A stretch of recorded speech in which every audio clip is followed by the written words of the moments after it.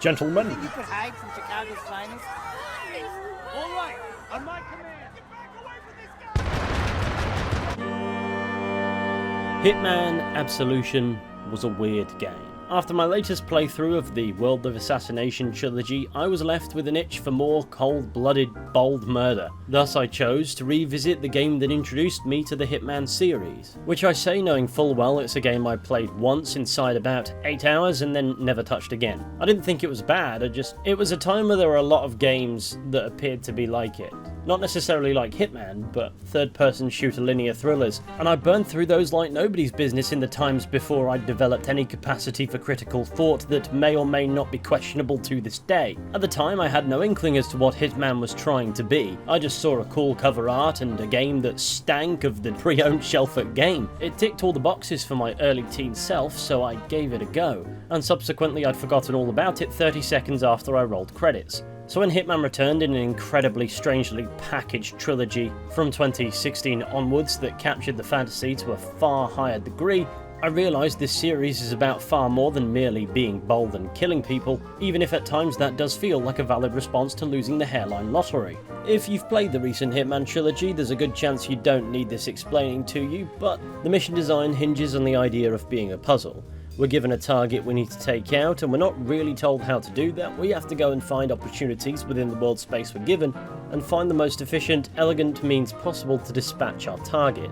We're granted an abundance of options, and it's up to us to discern which one would be the most satisfying, with shooting your way out of any situation oftentimes being an ill-advised approach by comparison to stealthier avenues. It's not that the chaos isn't viable, though it often isn't. What's gripping about the latest Hitman games is it actively rewards the player for consciously choosing to not transform any level into a carnage simulator in favour of more deliberate, planned out and precisely executed movement to complete any given objective. I understand this is not dissimilar from what the Hitman games prior to Absolution were trying to accomplish as well, and while I haven't played enough of those titles to comment on how effectively they managed it, I'll get around to it, I promise. That all makes Absolution's existence quite unusual indeed, as despite the Hitman exterior of playing as a bold assassin named Agent 47 with a barcode tattooed on the back of his head and the ability to choke people out, steal their clothes and stuff their bodies in dumpsters, this game does not really prioritise the same things at all. It's trying to tell a much more intense narrative. As a result, the mission design is far more linear, more limited, less experimental, and ultimately less satisfying to play as a Hitman game. Open gunfights become more plausible, and stealth becomes less plausible. The pool of solutions to the obstacles in front of us are so incredibly limited, and we're constantly default thrown into situations that in any other Hitman game would already be a soft fail state, that at times turning it into just another third-person shooter is preferable. The game's creativity is non-existent, and what's left behind is John Wick on chemotherapy. And now I have a bit more experience with what came after in the Hitman series, and an understanding of how it's an absolute miracle that IO Interactive reverted and made the game they actually wanted Hitman to be after Hitman Absolution had sold millions of copies. The game can now be appreciated for its own strengths as it didn't kill the franchise, but it's also beyond jarring, to put it kindly. This was a game so caught up in its own exhibition that more than anything it forgot to lean adequately on its own identity. I wouldn't go so far as to say it outright forgot, but what it was trying to be was in direct conflict with the Hitman elements it attempted to retain. But that didn't necessarily result in a bad game. It has plenty of positives to boast. It's just incredibly puzzling, and in today's video we're obviously revisiting that. A good place to start, of course, is to look at the storytelling. As a positive, before we get carried away with anything, the art style in the cutscenes is quite impressive. Absolution is very into its gritty cinematics, and if anything that provides it with a distinct visual style. From the get-go it communicates the game's intent to put emphasis on the dark atmosphere. After all, being a professional hitman is serious business, and I'm sure you could imagine that would be quite a dark world to live in. The cutscene visuals communicate that this is dirty business, and that conveys what Absolution's story is trying to be. Serious. Now, as for the actual story beats, Agent 47 is tasked with assassinating his own handler, Diana. After a brief tutorial that frankly isn't much more restrictive than the rest of the game, 47 catches up with Diana as she's taking a shower, and 47 does not like cleanliness. As Diana lays bleeding out on the floor, she reveals to 47 the reason why she betrayed the ICA, to prevent them from getting their hands on a genetically engineered teenager named Victoria and tailoring her into an assassin, and so naturally protecting her from the powers that be becomes 47's responsibility. He's not very good at it, we'll get to that. But effectively, he himself goes rogue from the ICA, refusing to turn Victoria over to his new handler Benjamin Travis, which he doesn't take very well and brands 47 a traitor, meaning he's now officially on the run. So he drops Victoria off at what I can only imagine is a Catholic orphanage of some variety, and makes off to try and figure out what the hell is going on. And that is the opening premise of the plot. It's a this time it's personal trope, even says as much on the menu. Our main protagonist now works outside the agency that served as their establishment in events in previous titles, because his motivation is now self-driven. He's no longer an offensive anti-hero assassin, he's now on the back foot as a defensive anti-hero, whereas objectives are no longer plausibly confined to his specialty. Ultimately, that means the narrative has to be more involved with the gameplay. It cannot just be cutscenes in between missions. The mission design has to incorporate the story it's telling in a much more segmented way. The story has to provide more context than the basics of who Agent 47 is and why he does what he does. After all, we are not experiencing an ordinary week in his existence. And that's perhaps the narrative of Absolution's greatest flaw. It didn't service the promise of an assassination playground that the Hitman games both before and after it wanted to be. And then there's the juxtaposition of taking 47 a tad too seriously, which to my understanding has never been a prerequisite of Hitman, when it feels like almost everyone else around him is a comic book caricature. Birdie, our intelligence contact, is covered in bird poo, has a very deep voice, and seemingly no intelligence of his own. Our main antagonist Dexter is an exuberant neo-cowboy, his comically massive bodyguard is comically massive, and don't get me started on this random maid. Buenos dias, Peter. Hello. There's even a mission where we're tasked with killing a scientist who for some reason is trying to figure out what happens when you cross pigs with bombs, because we need science to figure out an answer to that question. Then there's a group of hyper-sexualized murder nuns that show up halfway through the story for some reason. Man, these characters are odd. But you get the point I'm trying to make. Absolution struggles with its tone, especially with regards to characterization, and that would be less noticeable if the game wasn't so story-focused. But because it is so strongly narratively driven, it really cannot afford to be so inconsistent. Our ridiculously emotionless bold assassin feels incredibly out of place here. What do you mean you've made the genetically engineered killing machine the most normal character? Even then, at times he's portrayed as a tad less competent than you'd expect, for a plot reason that I suspect was scrapped, as on more than one occasion he uncharacteristically fumbles quite spectacularly. Away from that, the narrative is kind of prone to nonsense. For instance, when 47 fails to choke out the 10-foot tall wrestler, he's rendered unconscious and the game's antagonist has him dead to rights. He recognises that he's a world-class assassin, so instead of, killing him while he's killable and ending that problem there, he does a little dance around the room because he's so excited that he's not dead. Tricks are made into entering the room before slitting her throat and putting the knife in 47's hand to frame him for the murder, because 47 would never be able to escape that. Then he changes his mind and commits arson instead. This situation makes absolutely no sense and is entirely engineered to put our protagonist in a high-stakes scenario. We've got to escape a burning building while being pursued by the authorities, but the entire situation relies on the antagonist not possessing rational thought, leaving us with a less than satisfactory answer to whether or not he's a cunning villain. The only reason he doesn't kill the shiniest cranium in Chicago before setting the room on fire is because of plot armor, and in that single moment the bad guy became entirely unthreatening. All for the princely sum of 47's dignity. Also, the manufactured scenario this accomplishes is not high stakes for a genetically engineered super assassin with unwavering statue-like composure. The stress of the situation will not reach him, therefore it will not reach us. But of course it's a cool action concept once you look past its own redundancy. Then there's Birdie, whom 47 turns to for information. First he demands we kill the King of Chinatown, but before we get any value out of him he also asks for Agent 47's guns. Purely to nerf him in the next mission, of course. And then for reasons the game doesn't explain beyond him having a mere tendency to do this, he double-crosses us for vibes. Who'd have thought a man covered in literal poo would be unreliable? I think we're led to believe his motivations are profit, Well, it's gonna be that, or it's being choked out by a giant at Mount Rushmore. I get that Agent 47 is on the back foot in this narrative, but he's a meticulous killer, a highly calculated and regarded operative. You'd think he'd prioritise having better options than an eccentric who lives in a bus with his birds and is covered in turds. Then there's the whole Diana isn't really dead plot twist that nobody saw coming. Don't get me started on that. As for the genetically engineered child he's charged with protecting... Don't worry. I promised Diana to keep you safe. Yeah, he kind of basically f***s that up immediately, and the only reason we get a chance to put that right is because our two main antagonists start having a measuring contest. And the nuns, well, they're set up as a big obstacle until they blow up Agent 47's motel room, and he finds himself in another high-stakes scenario he's indifferent towards, where he's forced to pick these less than godly women off one by one. We don't really get any explanation as to why they're all dressed like nuns, we just kill them. And as much as I do understand having artistically inspired characters for the sake of it, this is 110% something you'd want an explanation to. As things stand, they serve no narrative purpose, they exist purely for filler. And that's the last thing an 8-hour story should need any of, especially when it isn't adequately explaining anything else that's going on. Now, I suppose the benefit of being Hitman is you can take Absolution's plotline being a nonsense factory both ways.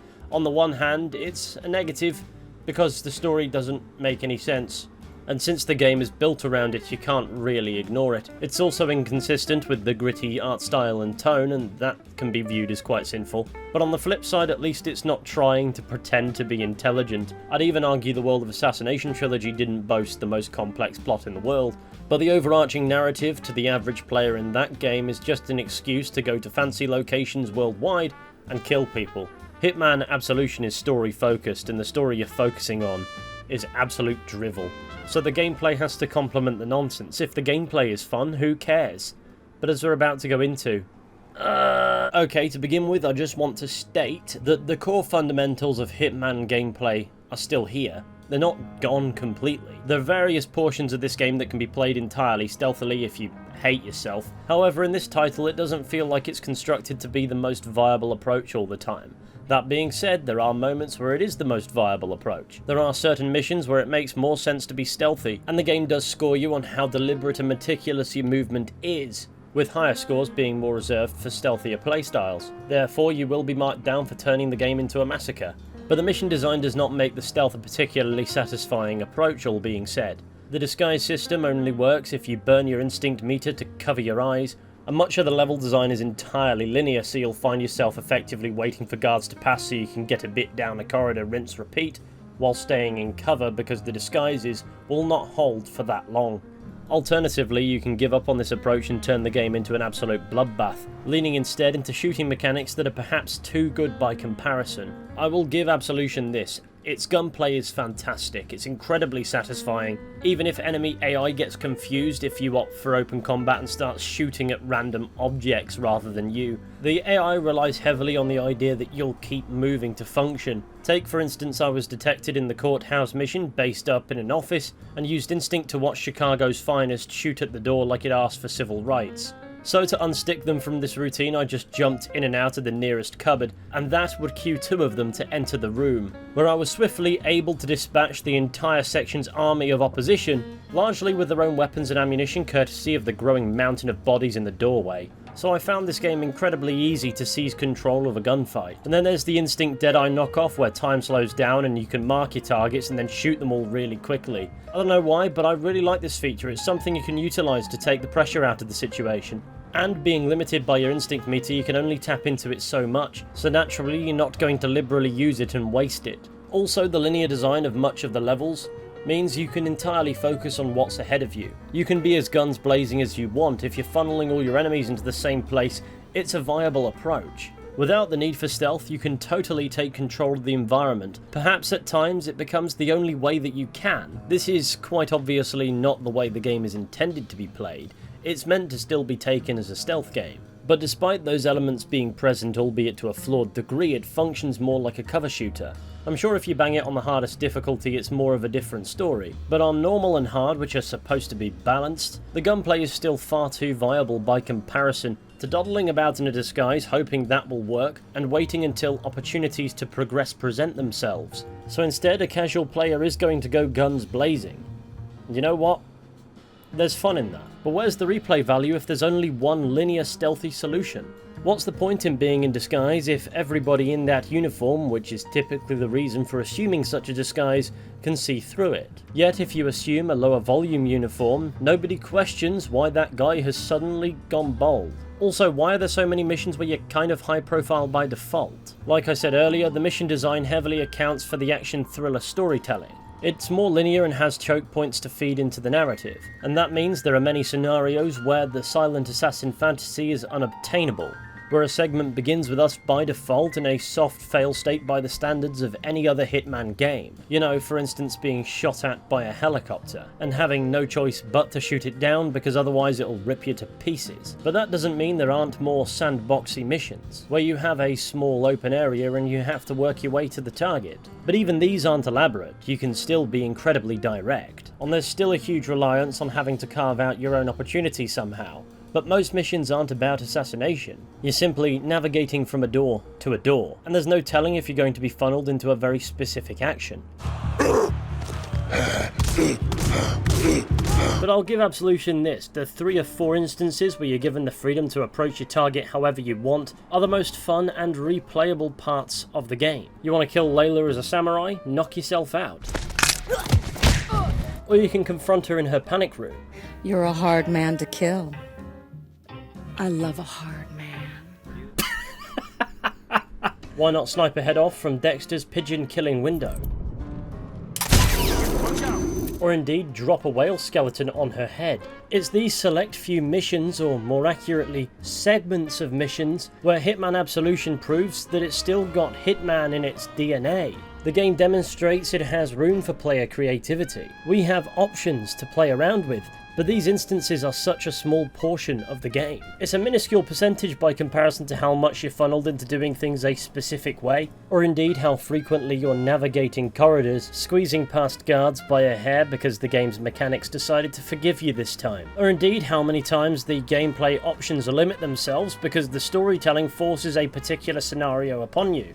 And sure, that can be a breeding ground for a cool action sequence, but that's something dozens if not hundreds of other contemporary games did. The segments where Absolution taps into what made Hitman distinct are incredibly muted, but that doesn't mean you can't enjoy what it is. Like I said, the shooting mechanics are a good time. The systems at play are far from stiff, nor are they unresponsive. It's also serviceable if you treat it like a traditional stealth game, if you prioritise hiding and avoiding the line of sight, creating distractions to bypass your enemies. There are also social stealth elements.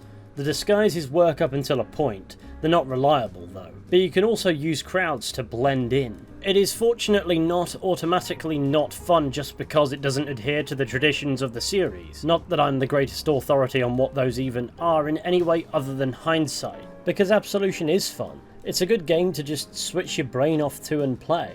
But considering it's Hitman, that just strikes me as a wasted opportunity. It's just a shame it had to stray so far from the series' strengths. It seemingly unnecessarily gave us a generic take on Hitman. A game short, but nonetheless padded out, with perplexing gameplay dictating storytelling, and gameplay scenarios that didn't prioritise what made the brand thrive. All the while, the game is still grading you on that criteria, despite senseless violence oftentimes being the most pragmatic approach. It's the kind of game you play once for the flashy visuals and then forget about. 80% of the time, it forsakes its own prospect of depth. It's like I said earlier, it's weird. It could have done so much more to further the assassin fantasy, that assassination playground, and it's very hard to pinpoint why exactly it left so much potential on the table. The philosophy of exploring and experimenting is lost somewhere along the way, and when it gets half an opportunity to manifest, it's fleeting. Even less satisfying because the rest of the game doesn't establish a precedent that implies any different. None of that makes it a bad game, it just makes it a hard sell by comparison to its own series. And that's what ultimately makes Absolution so tricky to appreciate. I'm going to end this video here because I think I've touched on the major points. I'd like to thank you all for watching. I hope you've enjoyed. If you did, be sure to go ahead, leave a like, subscribe, share the channel with your friends, all that wonderful stuff. It would be massively appreciated, of course. And maybe pop me a follow on some social media if you're into that stuff. But with any luck, I'll be seeing you all very soon with another video at some point. Until next time, however, take care and goodbye.